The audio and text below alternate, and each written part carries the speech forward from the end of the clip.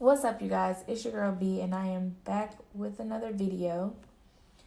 In today's video, I'm going to be showing you guys how I make my thumbnails. I've actually gotten a lot of requests on how I make them, so I thought, why not go ahead and make a video? So this is actually my third time recording this video. For whatever reason, my video or computer, my laptop, likes to go slow when I am screen recording. So now I'm going to try this on my desktop and see if we can, be successful. So before we get started with this video, make sure you are subscribed to my channel. Make sure you like this video and connect with me down below. I will post everything in the description box for you.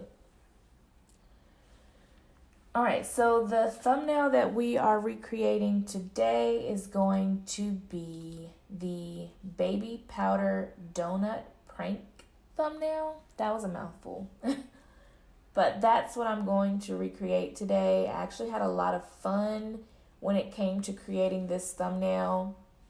So I was like, hey, let's just go ahead and make it again. Plus, I feel like there's a lot of different things that I did with this thumbnail that I could show you guys just to kind of give you some ideas of what actually goes into making the thumbnail. So as you can see right here, I have my picture that I need. I usually just get these pictures from my camera, so I'll either make a video of me actually taking the thumbnail and I'll just do like different poses, or I will just actually take the picture. So in this picture, I just told Bryce to bite into the donut and I snapped the picture. When I take the picture, I can ensure that I have nice quality for my thumbnail. Anytime you're making a thumbnail, you want to make sure that the actual photo that you're placing in your thumbnail is really good quality, because it's what's going to attract your viewers. As for this photo itself, it's very, very good quality. And you just never want to add anything onto a picture that's fuzzy, All right, so this is a thumbnail that I just created not too long ago. So we're going to exit out of this.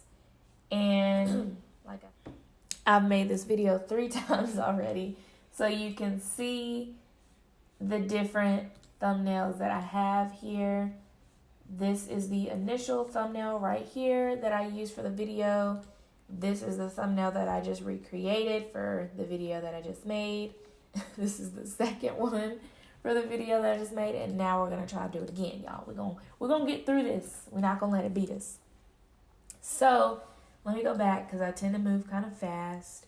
You're going to edit a new image. You're going to click on blank canvas, and your pixel is going to be 1280 by 720 anytime you are making a thumbnail.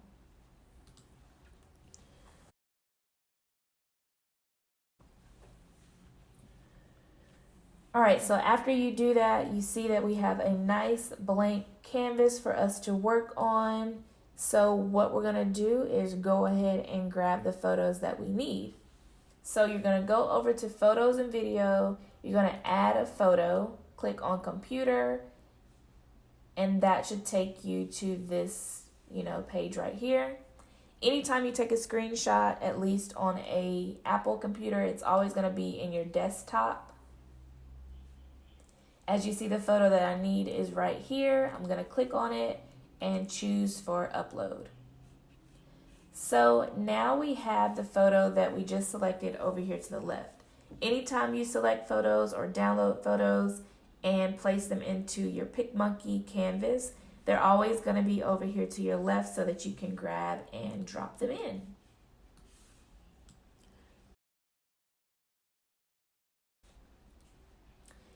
So you can either drag and drop this photo over into your blank canvas like so, or you can actually just click on it and just reposition.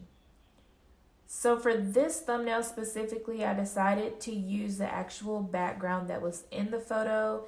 A lot of times I will actually choose like vector rays. That's what, come on, let me show you. That's what these things back behind me are. They're called vector rays. Sometimes I'll use those, and sometimes I will just use the background that actually came with the photo, and I'll just fade it out. So we're gonna go back and select the same photo because now I'm gonna have two of them.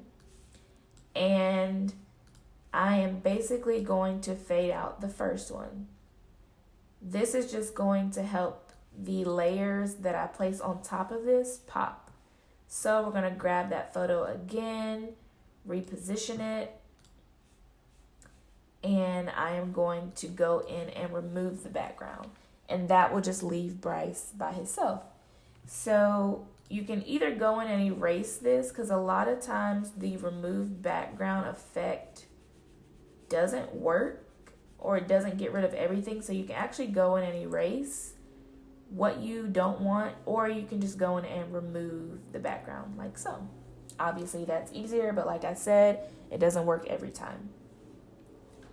So now we have Bryce eating the donut, and as you can see, the background is faded out, which makes him pop a lot more.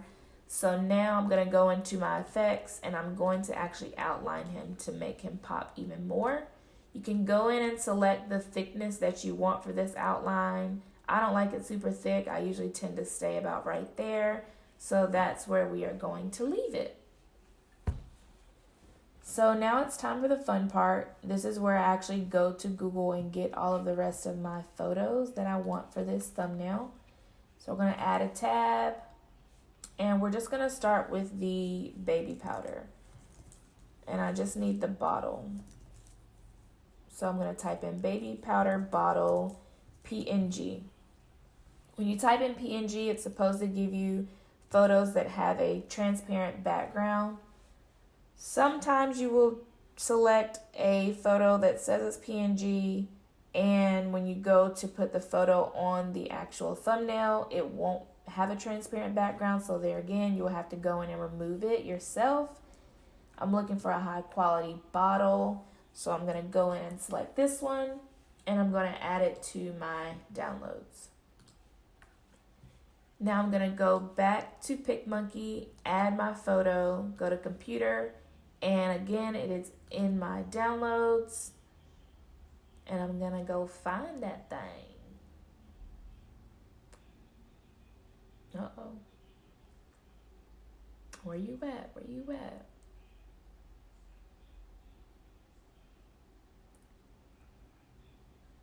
There it is. All right, so now we have our baby powder bottle. I'm going to click on it to add it to my canvas, and I'm going to remove the background so that it's just the bottle by itself. Now I can take this top circle and spin it around to the angle that I want, and I can also downsize it so that it's realistic based on the size of the donut. So now we have our baby powder. We actually took this thumbnail after the actual prank, so the baby powder donut was already gone. So I needed to go in and add powder to this donut. So now I'm going to be looking for baby powder falling because I need that effect.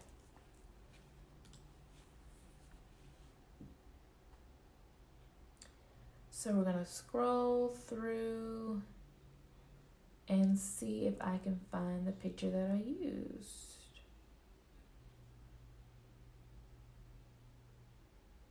Let's do baby powder falling on hands. There we go. There we go. Oh, oh, oh, oh. Might be able to use this one. No, that's not enough. What about that one?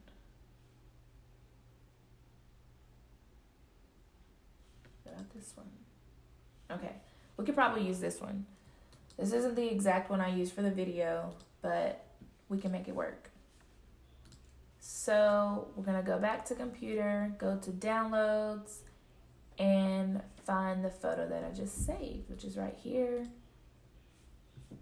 Gonna place it on my canvas and remove the background, which should get rid of all that green stuff in the back. Let's see. Okay, great. So now we're gonna go in and erase. So we wanna get rid of this bottle because we don't need it. We have our own. And then we also need to get rid of this hand because we don't need it.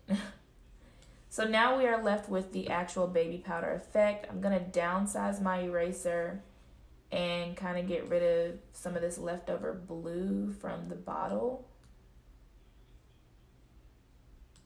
Like so.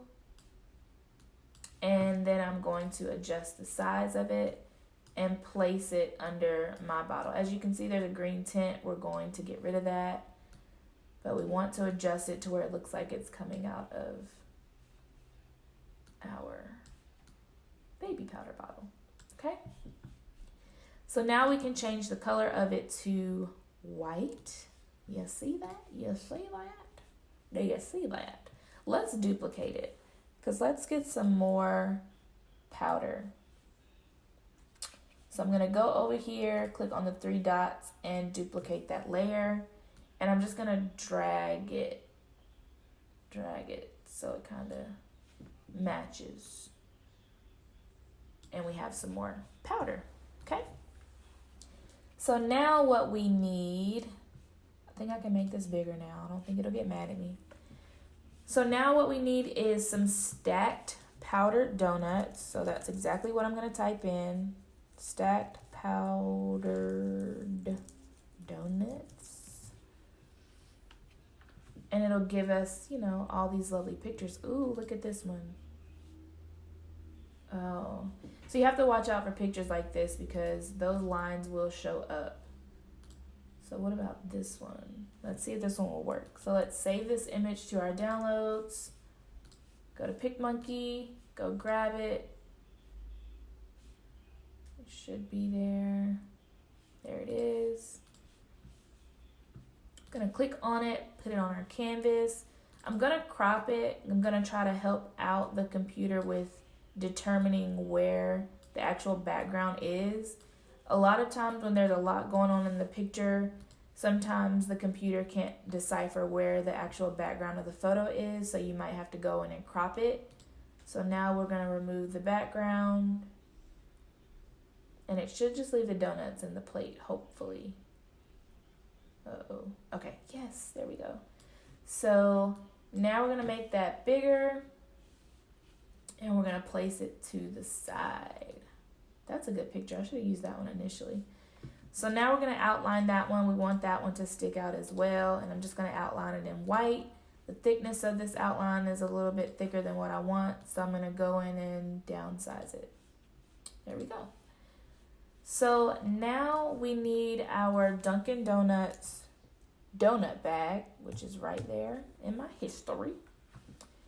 This is a very high quality photo. Like I said, you want to make sure the photos that you're choosing are nice quality. Save that to your downloads. Go over to add photo or video. Go into your computer and find the photo. Where you at? Where you at? Oh, where you at? Are we still recording? Okay, good. Where you at? Where you at? Where you at? Where you at?